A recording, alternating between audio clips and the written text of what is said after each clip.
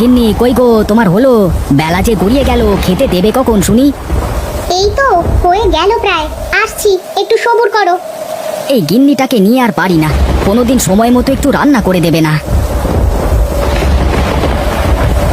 এই না, শাক ঘন্ট আর বাসি ভাত খেয়ে যাও। আহা ডালপুরি, বৃষ্টির দিনে শাক ঘন্ট আর বাসি ভাত কে খায় বলো তো গিন্নি আমাকে? হয়েছে হয়েছে, এখন আর কথা না বাড়িয়ে তাড়াতাড়ি করে খাওয়া দাওয়া করে নাও তো দেখি।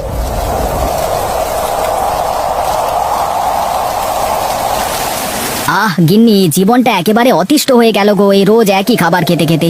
কি সুন্দর বৃষ্টির দিন, এই আবহাওয়াতে একটু খিচুড়ি আর সাথে মাংসের ঝোল হলে বেশ জমে যেত।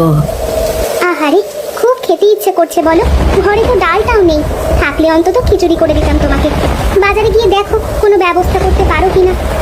হ্যাঁ গো গিন্নি,